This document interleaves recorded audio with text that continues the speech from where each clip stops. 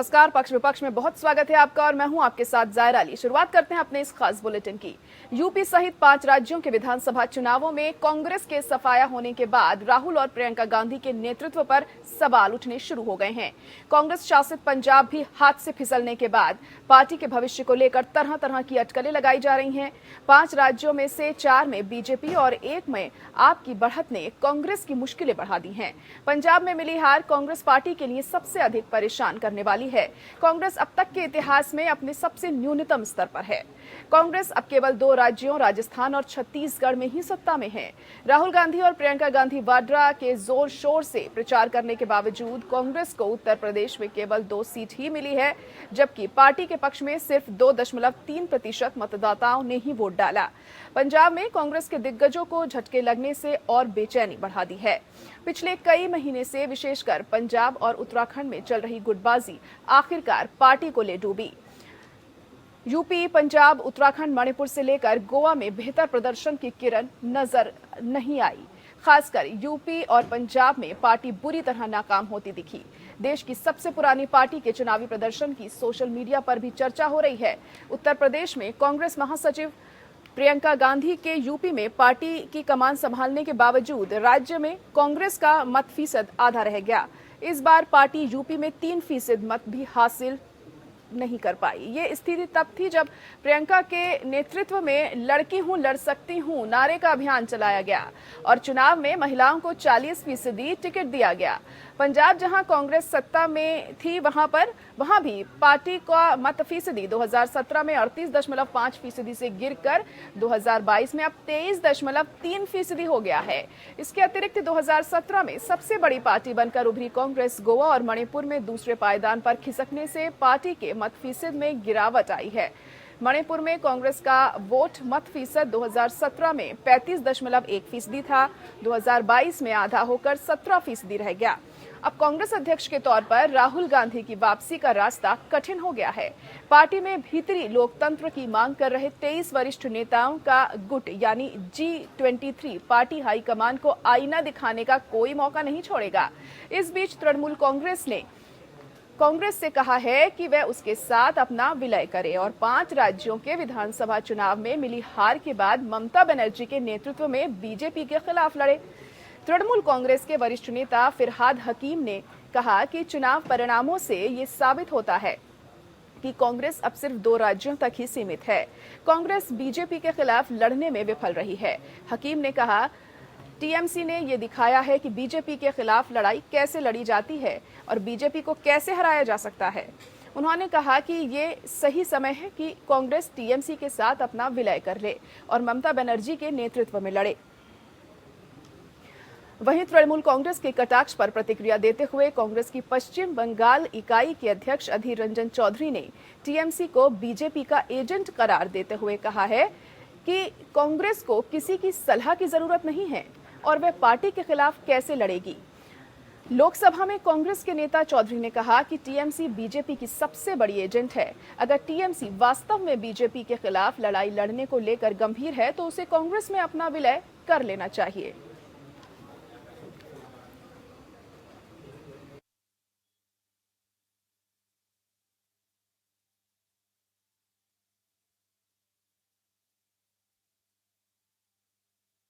कांग्रेस से कहा है कि उसे ममता बनर्जी के नेतृत्व में चुनाव लड़ने चाहिए आने वाले दिनों में और पार्टी को टीएमसी में विलय करना चाहिए। और इसी पर आज हम खास चर्चा भी करने वाले हैं। मेहमान हमारे साथ जुड़ चुके हैं।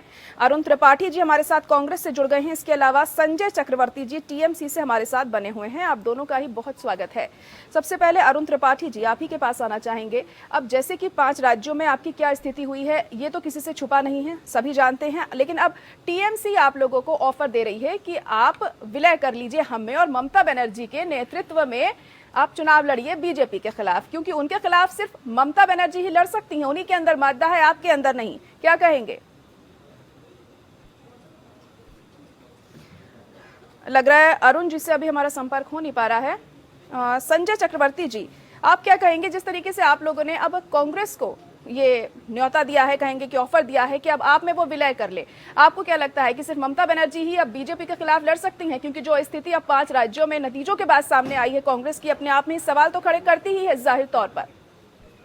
जाहिर तौर पे देखिए 5 राज्यों में हो या इसके पहले भी आपने देखा होगा कि पिछले साल जब पश्चिम बंगाल और सब जगह पे चुनाव हुआ था, असम में, डीएमके में, तो अब कांग्रेस अकेले दम पे चुनाव नहीं लड़ सकती। उनके बड़े बड़े जो वरिष्ठ नेता हैं वो सारे के सारे जो है अब शांत होकर के बैठ गए। अब गांधी परिवार का चेहरा दिखा करके कांग्रेस आगे नहीं बढ़ सकती। अब उनको जरूरत है एक सख्त नेतृत्व की, और इस तरह सख्त नेतृत्व में केवल और केवल बीजेपी को हटाने का मामला अगर किसी में है पूरे देश के अंदर, बोल सकता हूँ इसको, तो वो है क्लियर कट ममता बनर्जी। ममता दीदी ने दिखा दिया है कि बीजेपी को पटने दी जा सकती है और किस तरीके से उनको हराया जा सकता है। ये बात केवल और केवल ममता दीदी ने ही दिखाया है, क्योंकि सारी ताकत है, जितनी ताकत अभी 5 राज्यों में इस बार भाजपा ने लगाया हुआ था, वो ताकत अकेले केवल और केवल पश्चिम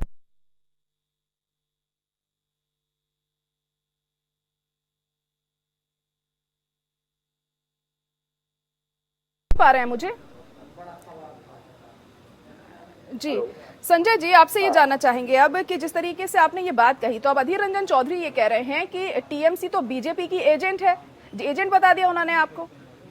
देखिए, ऐसा है कि ये अधीर रंजन चौधरी जैसे लोग ही कांग्रेस का बंटाधार करने में लगे हुए हैं। रस्सी जल गई, ऐठल नहीं गई। ठीक है, अगर उनके एजेंट है तो हम ही कैसे उनको पछाड़ सकते हैं? हम ही बार बार उनको लहराते हैं, हर बार जितनी बार चुनाव हुआ केवल हम ही हराने का मुद्दा रखते हैं।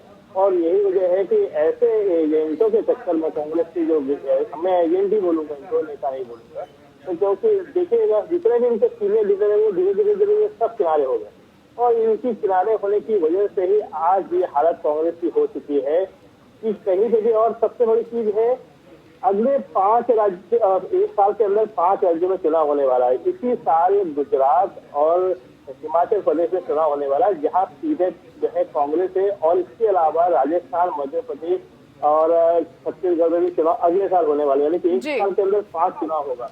अब इन 5 चुनाव में वहां पे टक्कर के लिए कांग्रेस है, और कांग्रेस सही नहीं है, 0 हो चुकी है फील्ड पे। जब कांग्रेस सही नहीं है तो इसकी वजह से क्या होगा कि क्लियर कट मेजोरिटी बीजेपी को मिलेगी इन 5 राज्यों में।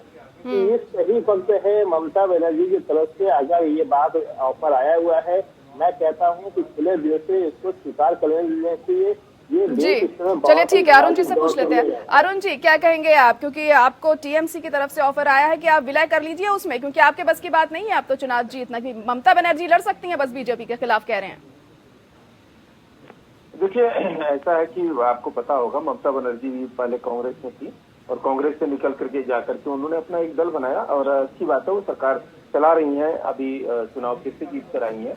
लेकिन ये कहना कि आपके बस की बात नहीं है, अब किसके बस की बात है ये तो इनको भली बात ही पता है कि यूपीए 1 हो या यूपीए 2, उसमें अगर कांग्रेस के ही प्रधानमंत्री थे और उनके मंत्रिमंडल में ही ममता जी मंत्री रही हैं, रेलवे मंत्री रही हैं, और भी कई मंत्रालय उनके पास भी रहे हैं, तो ये इनको भली बात ही पता है कि किसके। लेकिन आप इस बात को भी तो नहीं नकार सकते ना। पश्चिम बंगाल में देखिए उनकी जीत हुई, उन्होंने तो हराया ना बीजेपी को, और 5 राज्यों में आपका क्या हाल हुआ, इसे भी तो नजरअंदाज नहीं कर सकते।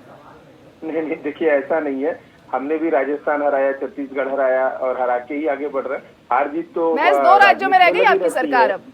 नहीं, उससे कोई फर्क नहीं पड़ता है, 2 राज्यों में क्या, कभी भारतीय जनता पार्टी के 2 सांसद हुआ करते थे, आडवाणी जी और अटल जी, तो इसमें क्या, ये राजनीति है। आज जनता अगर किसी को चुन रही है, जनता अपना मत किसी को दे रही है, तो उम्मीदों के साथ दे रही है, उस उम्मीद पे कल को वो खड़े नहीं उतरेंगे तो फिर कांग्रेस को उम्मीद जताएगी, कल को तृणमूल कांग्रेस पे भी उम्मीद जता सकती है।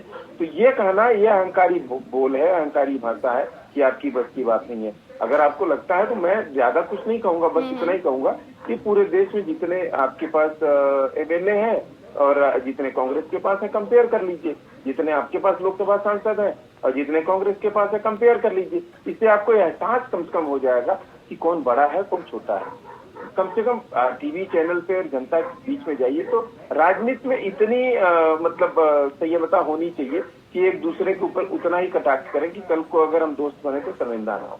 आपको जी, पता होगा। तो इस प्रकार का भाषा हम न बोलते हैं, न इतने अहंकार में कांग्रेस पार्टी रहती है। कांग्रेस पार्टी सदैव से जनता के हित के लिए लगी रहती है, कार्य करती है।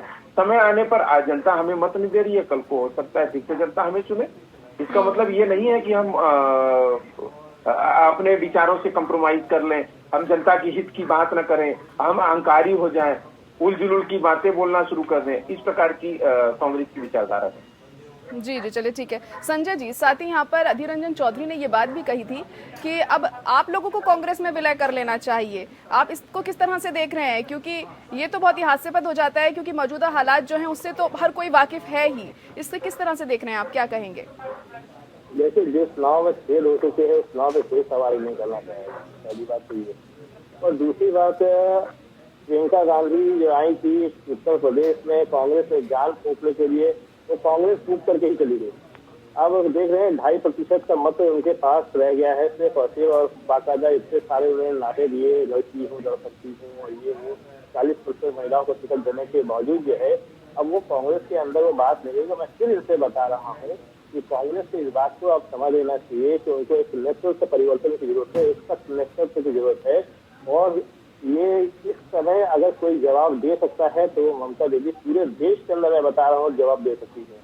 आप खुद देख रहे हैं कि इस समय पूरे देश में ये हालत हो चुकी है कि जिस तरह से धर्म और जाति के नाम पर लोगों को बरगलाया जा रहा है, जिस तरह से फ्री चीजें दे करके लोगों को बरगलाया जा रहा है, हम लोगों ने इस तरीके से कोई भी फ्री का वो नहीं ऑफर दे सके। हम सकते हैं हम संजय जी, लेकिन एक बात ये भी है ना, देखिए पश्चिम बंगाल की बात अलग है, वो अपना एक अलग राज्य है, वहां पर ममता दीदी का अपना जनाधार है। लेकिन अगर हम पूरे देश की बात करते हैं तो तमाम चीजें आती हैं सामने। वैसे मसलन अभी आई ही थी ममता बनर्जी अखिलेश यादव के लिए प्रचार करने के लिए उत्तर प्रदेश में, लेकिन हमें कोई फायदा तो नजर नहीं आया। सपा की क्या स्थिति हुई, ये आपने भी देखा?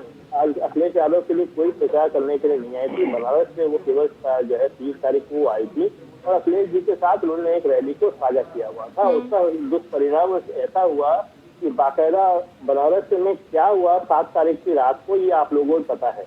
किस तरीके से ईवीएम पकड़े गए थे, किस तरीके से उसको जो है कार्रवाई की गई। अगर मैं सिर्फ एक बार बताना चाहता हूँ, अगर वो ईवीएम फेक था या वो डेमो के लिए था, सब कुछ साथ उस पर कार्रवाई कैसे हुई, डीएम पे कमिश्नर पे कार्रवाई हुई।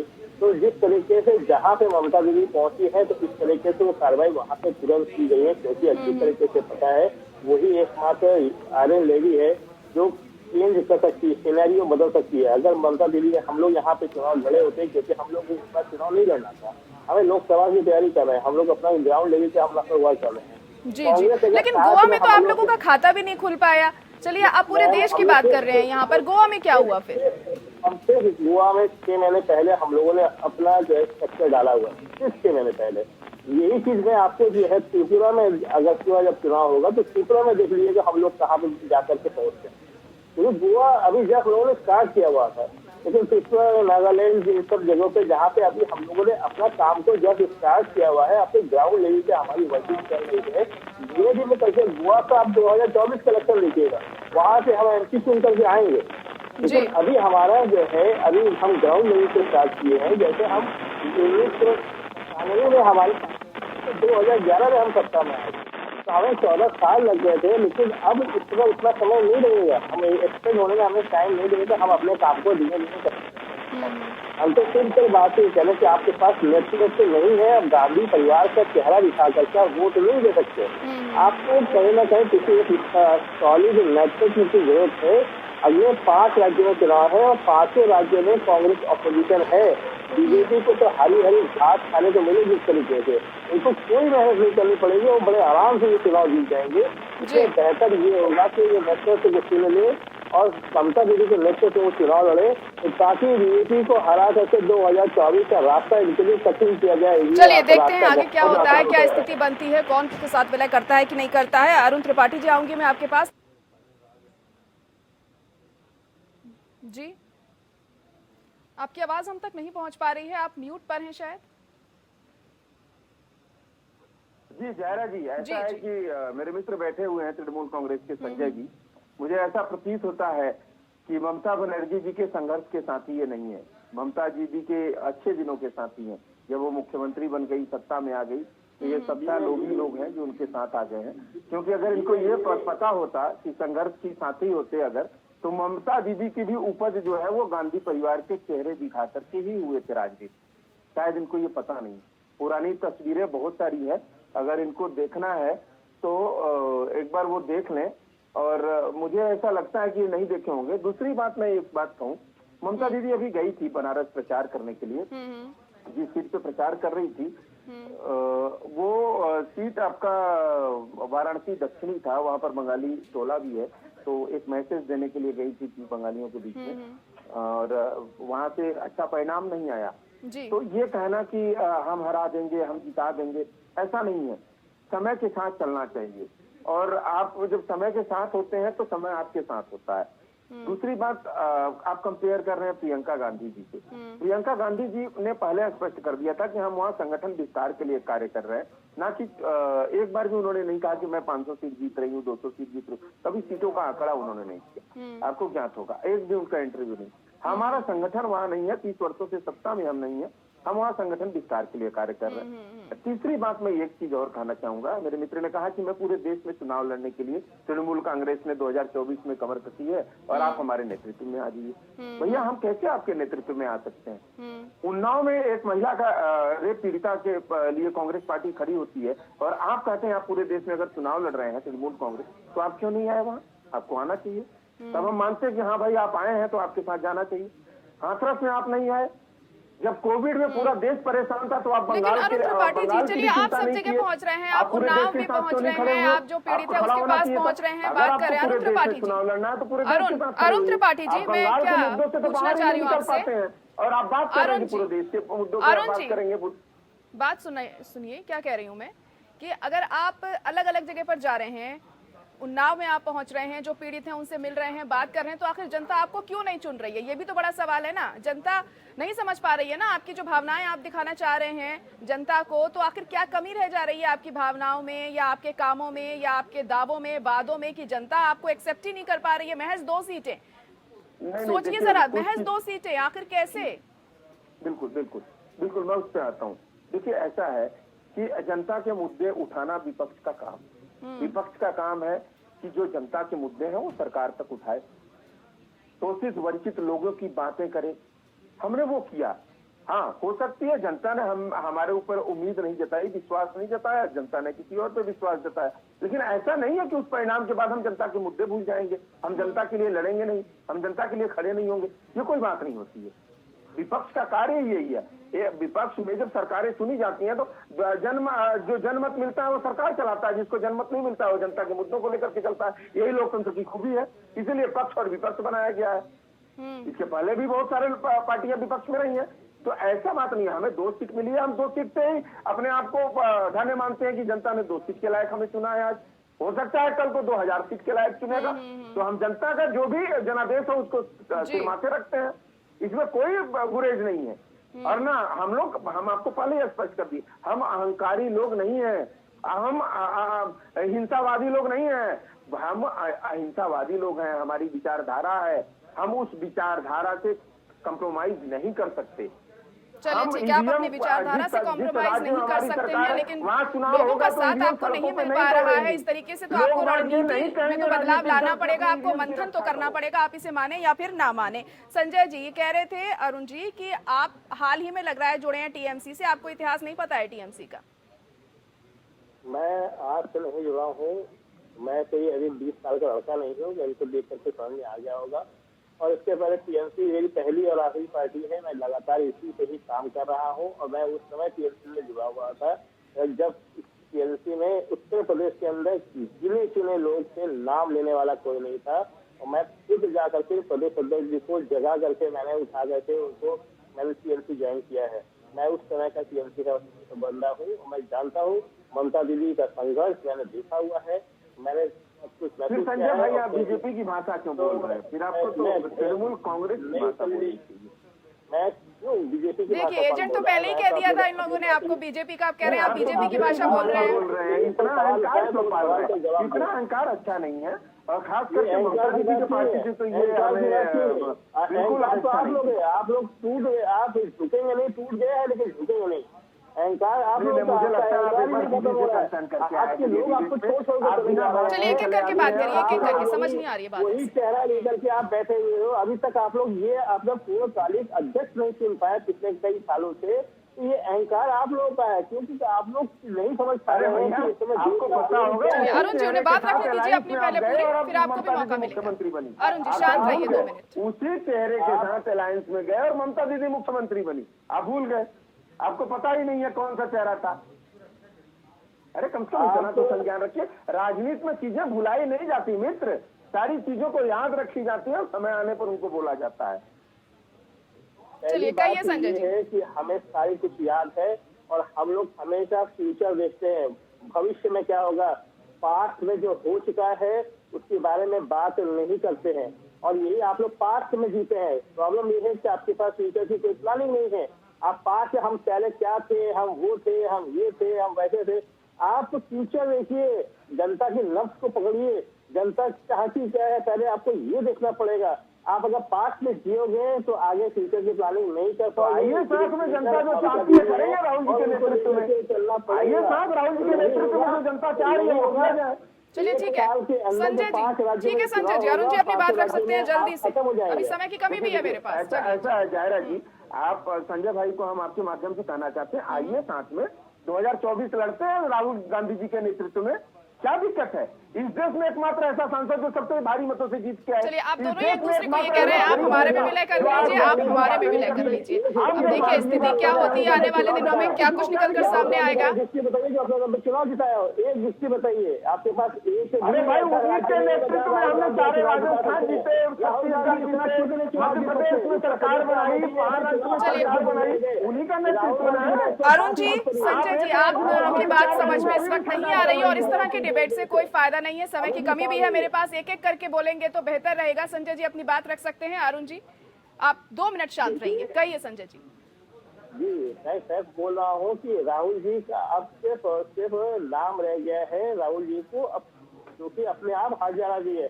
मुझे तो लगता है उनको राजनीति ही छोड़ देना चाहिए, क्योंकि गांधी परिवार से आगे बढ़ करके अब आप कांग्रेस को लेकर के आइए, वरना अगले 5 साल जो 5 राज्यों में चुनाव होंगे 1 साल के अंदर आप जीरो पे सिमट जाएंगे। आपकी सरकार जो खुद की सरकारें हैं वो भी चली जाएंगी और उसके बाद आपके लिए प्रॉब्लम क्रिएट होगी। 2024 की बात बहुत दूर की बात है। मैं अगले 5 राज्यों के चुनाव के बारे में आपसे बात करना चाहता हूँ। चलिए ठीक है, ठीक है, चलिए संजय जी। अरुण जी जल्दी से रखिए अपनी बात। देखिए ऐसा है कि आप ये प्रश्न चिन्ह खड़ा नहीं कर सकते राहुल जी के नेतृत्व पे या उन्हें चुनाव नहीं राजनीति छोड़ देना चाहिए, इसके लिए आप निर्णय नहीं ले सकते और ना आप बोल सकते हैं, क्योंकि इसके लिए आपको प्राथमिक सदस्य बनना पड़ेगा कांग्रेस पार्टी का। चलिए ठीक है, बहुत शुक्रिया आप दोनों का हमारे साथ जुड़ने के लिए इस खास पेशकश में। तो बिल्कुल अब जैसे कि हम देख रहे हैं कि टीएमसी कह रही है कांग्रेस से कि आप हमारे में विलय कर लीजिए और कांग्रेस कह रही है आप हमारे साथ विलय कर लीजिए। देखेंगे क्या होता है आने वाले दिनों में और किस तरीके से टीएमसी और कांग्रेस अपनी अपनी पार्टी को बेहतर बनाने के लिए रणनीति आगे बनाते हैं, क्योंकि टीएमसी लगातार ये कह रही है कि बीजेपी से लड़ने का मादा सिर्फ और सिर्फ ममता बनर्जी में ही है। इसी के साथ पक्ष विपक्ष में इतना ही, मुझे दीजिए इजाजत, नमस्कार।